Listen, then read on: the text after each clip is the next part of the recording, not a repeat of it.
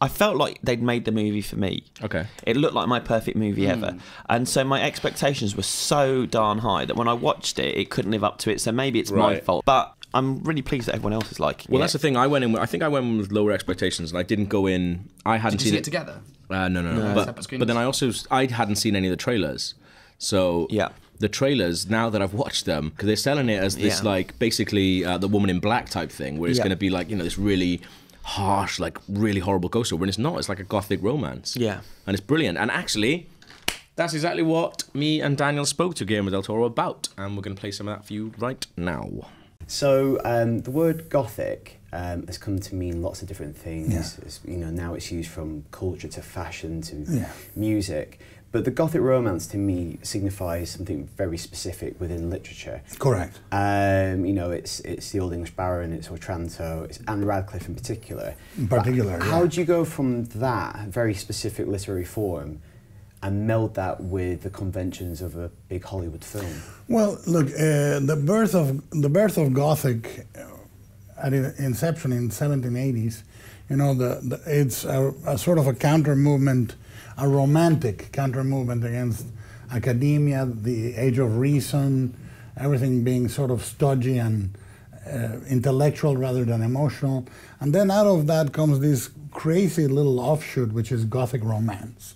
You know, and to me the fascination of that is that it's always been very close to the dynamics of a fairy tale.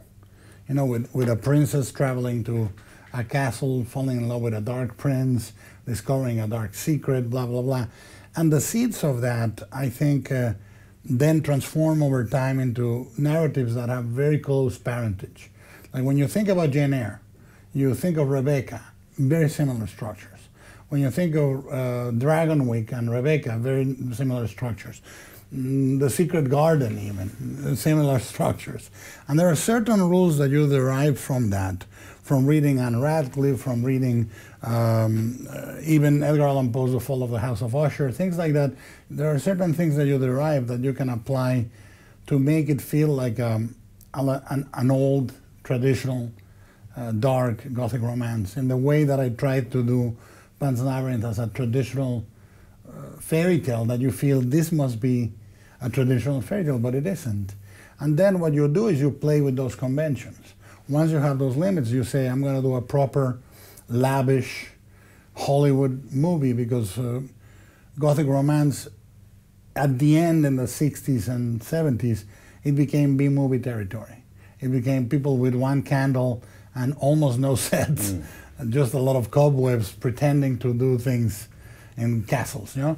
But on the beginning, when you think about, you know, Robert Stevenson's Jane Eyre, or when you think of Dragonwyck with Vincent Price, or Rebecca itself, they were lavish productions, and I wanted to do that and subvert some of the gender role dynamics, subvert a little bit of the level of violence and sexuality and stuff like that.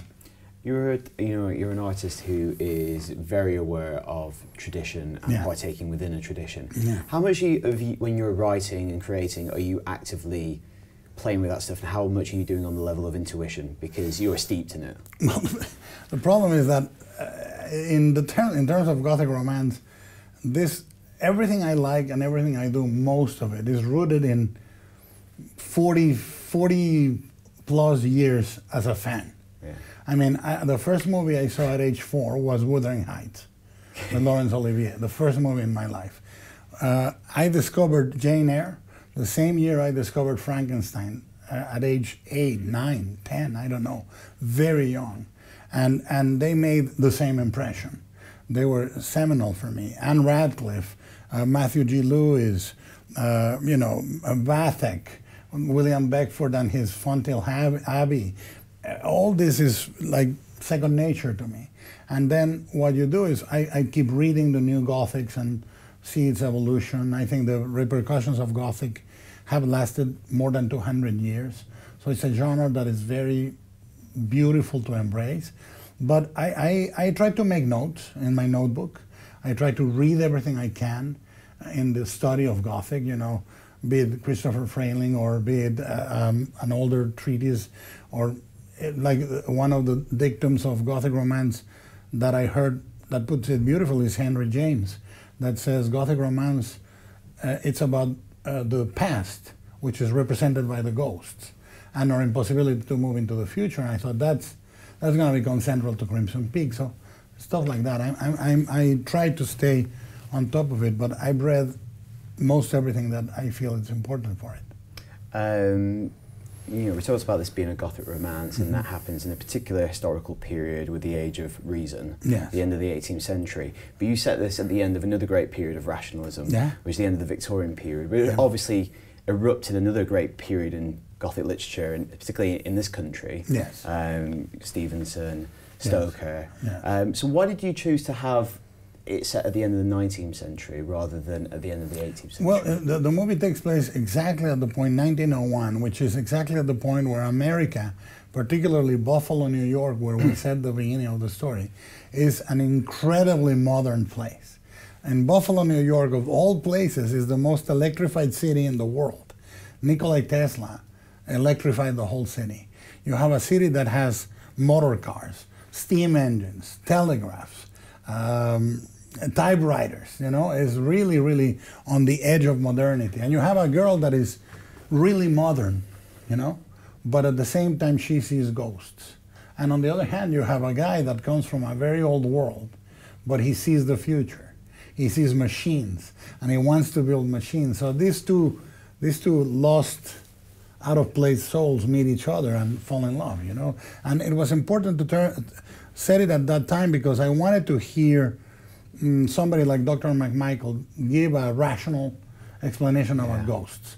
I wanted to sort of contrast those two. Because he's kind of like, because there's lots of elements of Victorian ghost stories, and McMichael in particular is that kind of agent who functions as doctor, but also as the detective, which is a character that has its own literary life at the end of the 19th century, and it runs parallel to the ghost story. And there's a great pulp subgenre, which is the supernatural detective. Well, Martin Hesselius. And Carnacki and so forth, you know? But, because you actually, in the movie, you mention he's inspired by Arthur Conan Doyle. Obviously, author of the most famous detective of all time, but also wrote, you know, reams of supernatural stories as well. And he was a spiritualist, and he believed in all those things. I mean, that's the greatest dichotomy with Doyle, is that he believed in fairies, he believed in ghosts. His father had been committed to an asylum, you know, and his father saw fairies and drew fairies. I actually own 2 drawings of Sir Arthur Conan Doyle's father.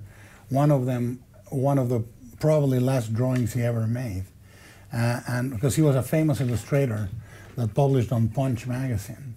So it's a curious period because you have Houdini debunking, you know, and his friendship with Doyle is destroyed because of that. But it's the struggle between, are ghosts real? And the movie has a very, very willful opening saying ghosts are real. This much I know. It's my next thing because, you know, actually just as a brief digression, I also like in that period where a lot of science and supernatural intersect. You know, the word telepathy and telegram emerge from the same root word. But and spiritualism has a lot of lingo to justify its existence, including ectoplasm. That great word, and for those photographs with cheesecloth with wires, or egg white, or egg white, or thrown on the walls. That's exactly right. Because Charlie Hunnam's character in the movie early on, he kind of reveals himself to believe in ghosts, but believe in ghosts in a way that he can accept. Because he extends whatever kind of scientific terminology to try and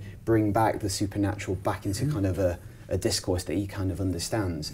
But unlike a lot of Gothic romance, where the supernatural is explained, like you said, this movie begins with a line that says, ghosts are real. Why was it important for you not to maintain any level of fantastic ambiguity?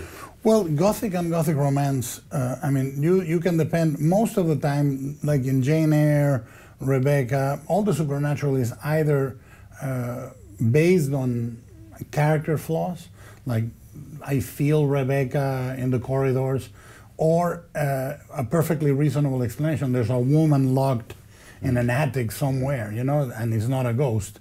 But there's other versions of Gothic where, like The Monk, E.T.A. Hoffman, that do have a lot of supernatural agencies. And I decided, look, for me, the real fun of this genre is to use the ghosts as a symbol, but also use them as characters. Rather than making them the scary thing in the movie, the scariest thing in the movie is human, is the family that destroys these two kids, Jessica Chastain and Tom Hiddleston. That is the real monster. The real monster is that fabulous mother in the painting and the absent father and things like that. So I think by contrast you have the ghost, and also I'm Mexican and I fully believe in ghosts.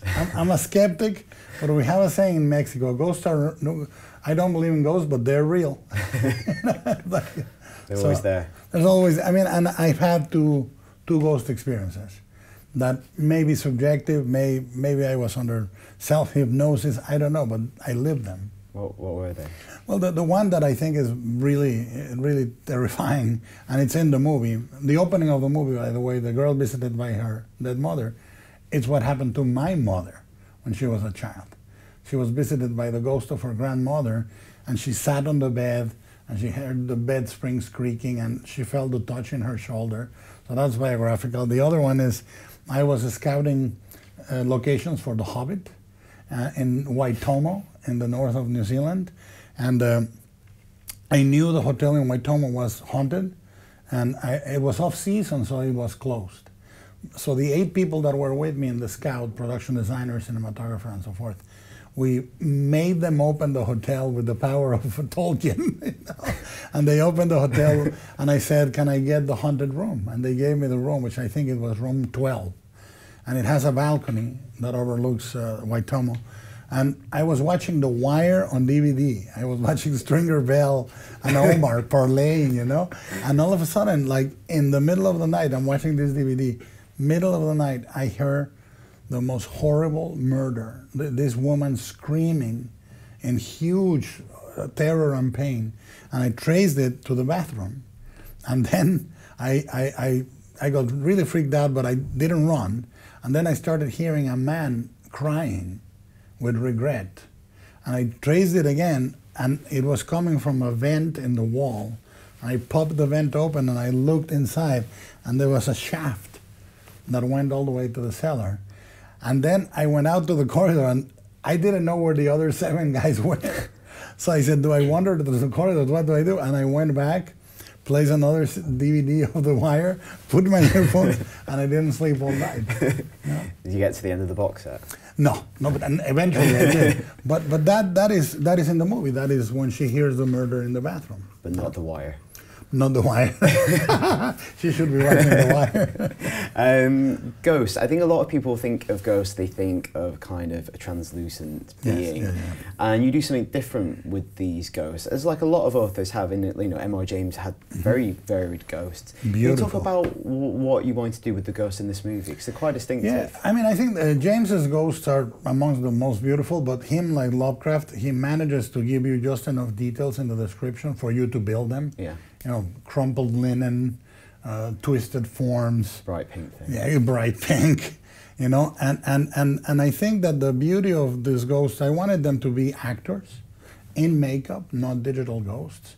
But then I wanted to do digital enhancing and make them translucent under certain lights. It was actually Alfonso Cuarón is the one that told me, I know you like them solid. I said, what if they came in and out of being translucent? And I said, that's a great idea.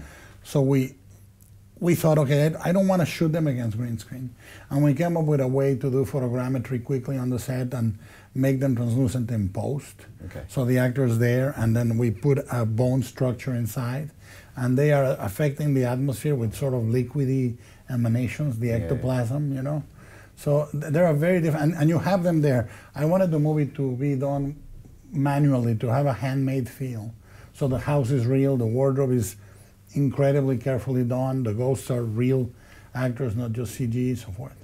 Can you talk about how you think audiences might react to it? Because I think some people might go in expecting, more straightforward horror. Horror. Well, this is where us talking and us spreading the gospel helps. We have to market it like horror. Yeah. It's not horror.